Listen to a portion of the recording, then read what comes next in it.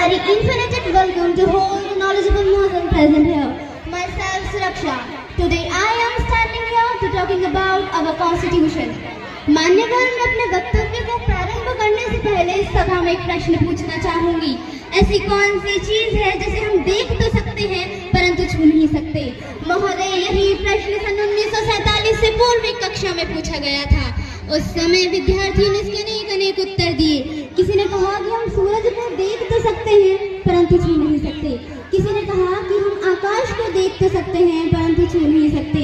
लेकिन उसी कक्षा के बाहर खड़े होकर पढ़ने वाला एक छात्र दबदबाई आंखों को लेकर पानी के घड़े की तरफ देखकर बोला, मैं प्यास से तड़प कर मर भी रहा हूँ, तब भी मैं इस घड़े को देख तो सकता हूँ परंतु छू नहीं सकता, क्योंकि मैं एक अछूत जाति से हूँ। और ये अछूत जाति का विद्यार्थी कोई और नहीं बल्कि हमारे देश के संविधान निर्माता डॉक्टर बाबा साहब भीमराव अम्बेडकर थे।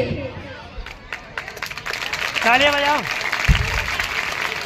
आज 77 वर्षों के बाद कक्षा भी वही है, शिक्षक भी घड़ा भी वही है, परंतु अगर कुछ बदला है तो वो ये कि आज किसी भी जाति का छात्र सबके साथ बैठकर पढ़ भी सकता है, खेल भी सकता है, और इतना ही नहीं बल्कि इस देश के सर्वोच्च पद पर बैठकर एक आदिवासी महिला राष्ट्रपति के रूप में और प्रगति की मार्ग को प्रशस्त कर सकता है।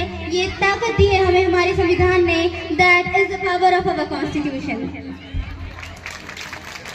मान्यवर, भारत की लोकतांत्रिक यात्रा बहुत लंबी रही है। जब भारत आजाद हुआ तो उसके साथ कई सहोदर राष्ट्र आजाद हुए, परंतु आज हम वहाँ देखेंगे तो पता चले कि वहाँ अराजकता है, कट्टरता है, सांप्रदायिकता है, भुखमरी है, गरीबी है, परंतु भारत एकमात्र ऐसा देश है जो आज उन्नति के शिखर पर बैठा है, क्योंकि उन्होंने धर्म को संविधान माना और हमने संविधान को ही पहला धर्म माना। ये ताकत दी है हमें हमारे संविधान ने। That is the power of our constitution. London में कवि चर्चिल ने मुस्कुराते हुए कहा था कि ये देश आजाद हो भी जाए तो बहुत लंबे समय तक टिक नहीं पाएगा, ये टूट कर बिखर जाएगा।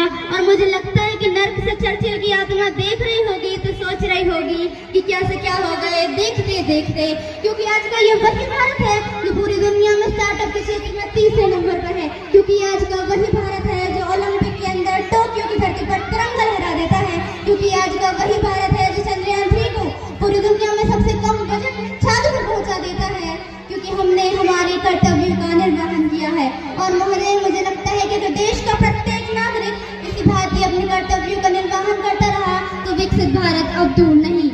अंत में मैं इतना कहना चाहूंगी कि तुम्हारी हर तकलीफों का मैं एक मुकम्मल सा जवाब हूँ। तुम्हारी